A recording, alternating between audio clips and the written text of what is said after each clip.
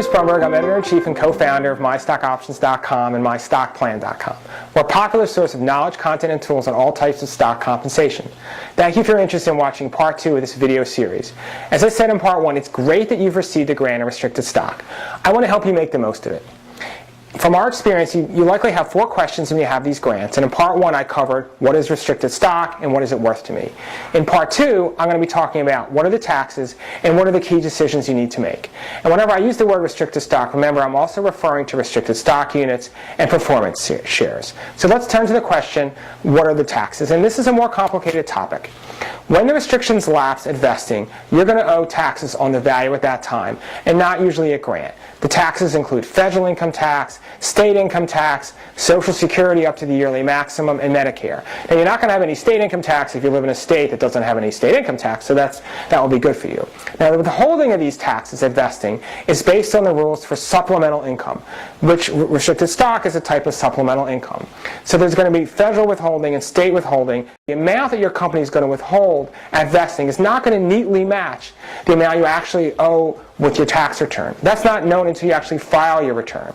So if the amount is much less than the amount you project you're going to owe at your marginal tax rate, you want to consider putting aside extra money for the taxes. And if it's a lot less, you want to pay estimated taxes. So please speak to your tax advisor about this.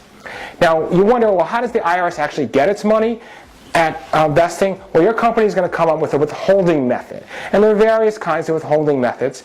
The most popular one is what's called share surrender, and that's where the company actually holds back a number of shares using a share withholding method, and what comes in your account is just the net number of shares after those shares are held back to cover the amount in taxes. Other withholding methods include actually selling shares at vesting, or you paying a check to your company, but you want to look in your stock plan to see how that works. Now, when you sell the stock, you're going to have capital gain or capital loss based on the difference between the stock price on your sale date and the value of the stock on the vesting date. And when you sell the stock, you're going to get from your brokerage firm what's called a 1099-B, and you're going to use that to report the sale on your tax return.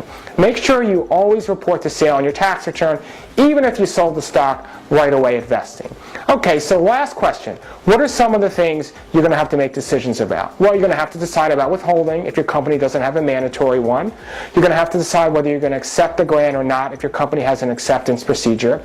And then, most importantly, you're going to have to decide whether to hold the shares or sell them at vesting. And that's a personal financial decision. It depends on many factors, including your cash flow, your portfolio diversification, your outlook for the company's stock price.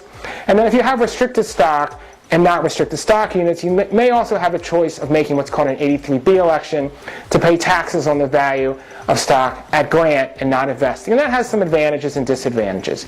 So to learn more about restricted stock, including financial planning issues and tax return reporting, please see those sections on MyStockOptions.com, or if your company or stock plan provider licenses content from us, look in the Knowledge Center. And should you want a custom version of this video or license it, send me email at info@mystockoptions.com. Thank you for watching.